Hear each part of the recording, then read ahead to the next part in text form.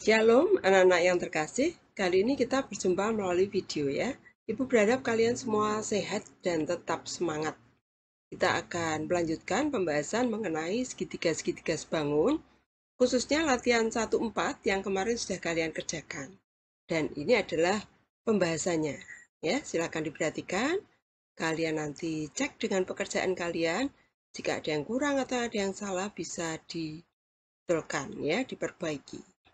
Nah, kita ingat kembali, syarat dua segitiga sebangun adalah panjang sisi-sisi yang bersesuaian sebanding atau sudut-sudut yang bersesuaian sama besar. Nah, kita langsung gunakan itu untuk mengerjakan latihan 1-4. Nomor 1, tunjukkan segitiga ABC sebangun dengan segitiga DEF. Ini lambang sebangun ya, anak-anak ya. Tulislah pasangan sudut-sudut yang sama besar. Nah, dari gambar ini kalian diminta untuk membuktikan. Bagaimana cara membuktikannya? Karena yang diketahui panjang sisinya, kita buktikan bahwa sisi-sisi yang bersesuaian sebanding. Apa maksudnya yang bersesuaian? Yang paling panjang kita bandingkan dengan paling panjang. Ya, AB berbanding DF yang paling panjang, 12 berbanding 4 sama dengan 3 berbanding 1. Kemudian AC berbanding EF, 9 berbanding 3, sama dengan 3 berbanding 1. Dan BC berbanding DE sama dengan 6 berbanding 2, juga 3 berbanding 1. Jadi AB per DF sama dengan AC per EF sama dengan BC per DE. Maka segitiga ABC sebangun dengan segitiga DEF karena sisi-sisi yang bersesuaian sebanding. Itu ya anak-anak ya. Nah, bagaimana cara menulis pasangan sudut yang sama? Kita bisa melihat gambar langsung ya. Sudut A pasti sama dengan F, ini sudut yang terkecil ya. Sudut terkecil itu berada di depan sisi terpendek. Kalian perhatikan, di depan sisi BC itu sudut A. Di depan sisi AB itu sudut C. Di depan sisi AC yaitu sudut B. Gitu ya. Nah, jika tidak ada gambarnya, maka kalian bisa menggunakan pasangan sisi-sisi yang bersesuaian. Kalian perhatikan tadi sisi yang bersesuaian, AB berbanding DF. Maka sudut yang sama di depan AB yaitu sudut C sama dengan sudut E, sudut yang di depan DF. Ya. AC berbanding EF. Berarti di depan AC adalah sudut B sama dengan sudut D yang di depan sisi EF. Demikian juga di depan sisi BC yaitu sudut A sama dengan sudut di depan DE yaitu sudut F. Tuh anak-anak ya. Nah, di sini kita sudah menjawab nomor 1. Cukup jelas ya? Ya, kita lanjutkan soal nomor 2. Di sini tidak ada gambarnya. Ya. Tetapi pada segitiga ABC dan segitiga PQR diketahui sudut A dan sudut B, sudut Q dan sudut R. Ditanyakan apakah segitiga ABC sebangun dengan segitiga PQR? Jika sebangun, tulislah sisi-sisi yang sebanding. Nah, karena kita mau membandingkan apakah sudut-sudutnya itu sama ya, maka kita cari dulu sudut yang satu yang belum diketahui. Pada segitiga ABC kita cari sudut C. Ya, caranya bagaimana? Kita tahu jumlah sudut-sudut dalam segitiga itu 180 derajat, sehingga sudut C 180 derajat dikurangi 42 tambah 65 hasilnya 73.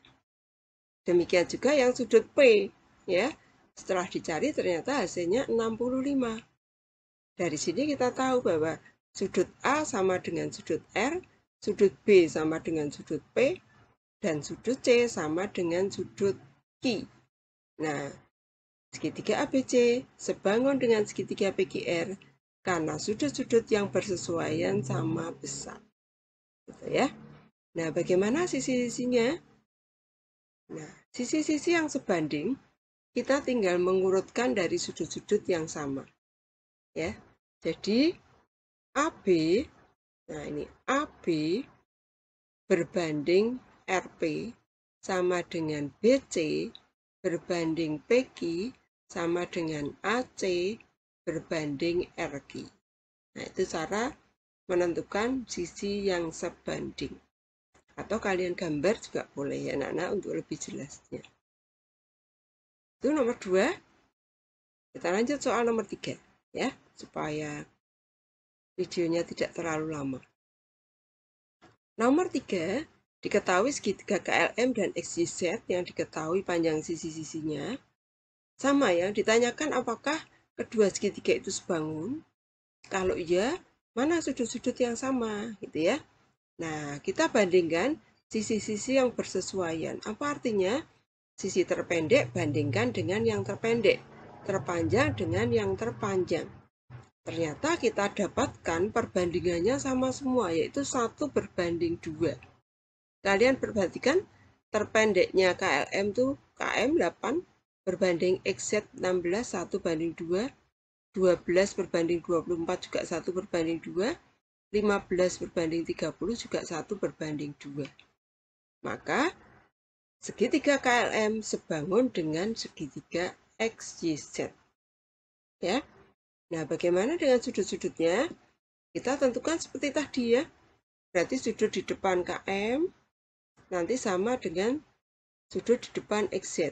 Ya, maka sudut yang sama, sudut L sama dengan sudut Y, kemudian sudut M sama dengan sudut X, dan sudut K sama dengan sudut Z.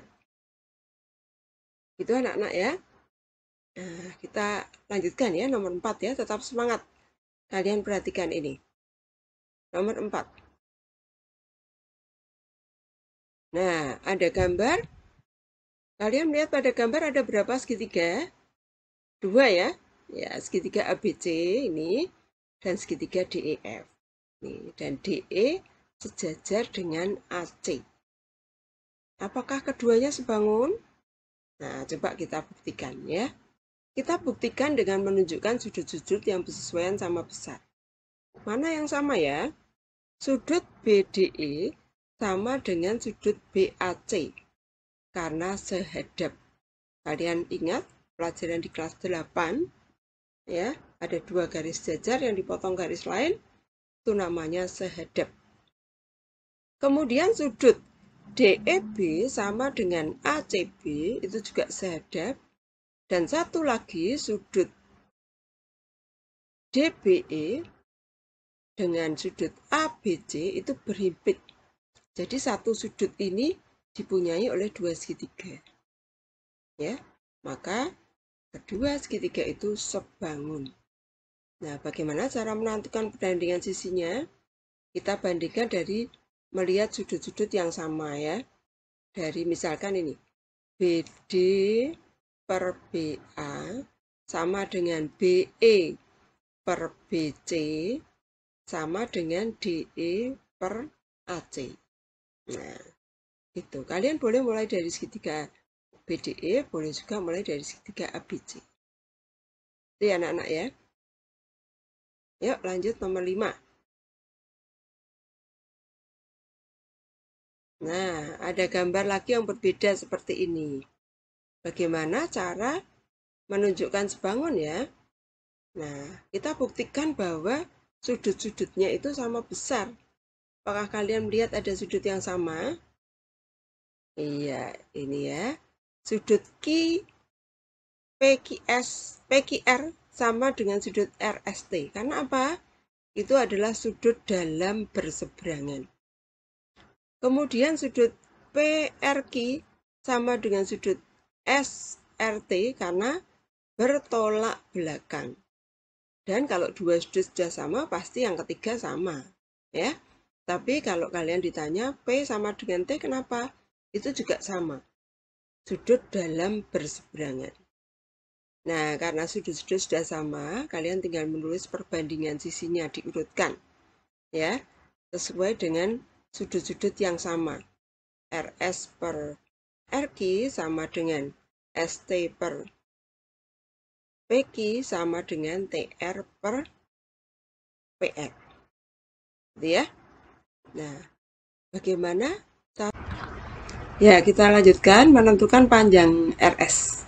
Ya, kita gunakan perbandingan RS per RQ sama dengan ST per PQ.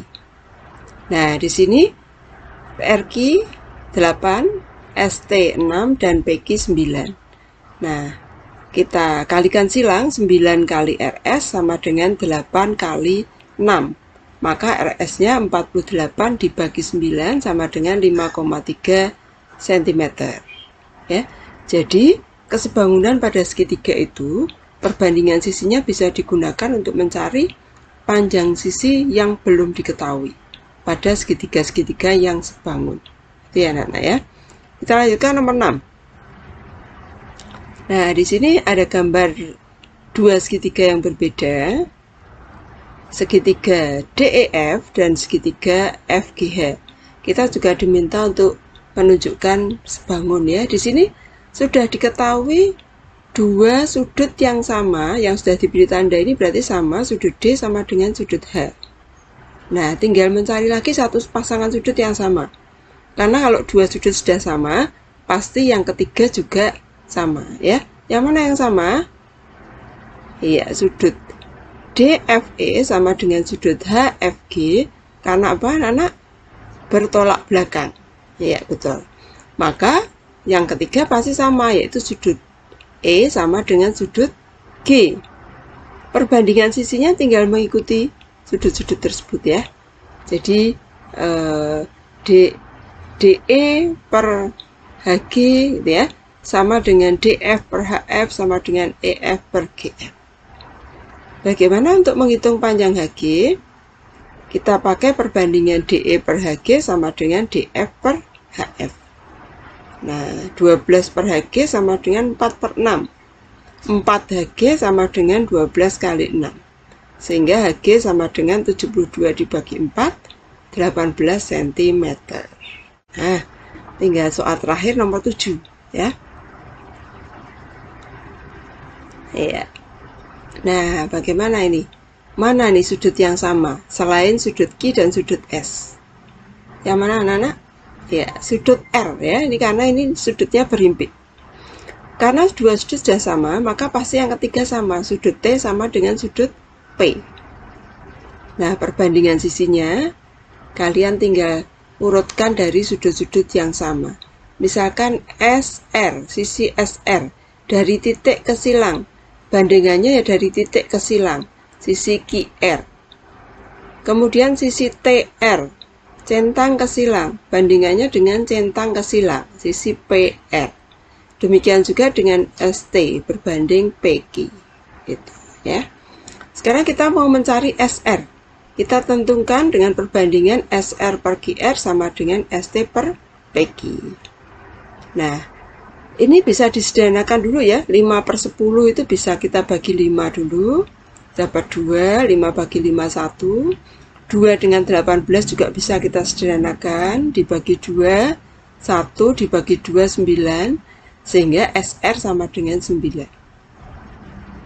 Nah, bagaimana menentukan QT? QT itu yang ini ya. Di sini tidak ada perbandingan yang menggunakan QT. Maka kita menggunakan ini. Perbandingan TR per PR sama dengan ST per PQ. Kita akan mencari TR. Kalau TR diketahui, maka kita bisa menghitung QT. Ya, anak-anak ini tadi 5 per 10 tadi 1 banding 2 ya. Berarti TR per 24, TR-nya 12. 1 berbanding 2 juga. Maka QT sama dengan QR kurangi TR sama dengan 6 cm. Nah, selesai latihan 1 sampai nomor 7 ya. Kalian ulangi lagi jika belum jelas. Kemudian kalian selesaikan soal berikut. Untuk gambar 1, kalian cari panjang AB. Gambar 2 cari nilai X-nya.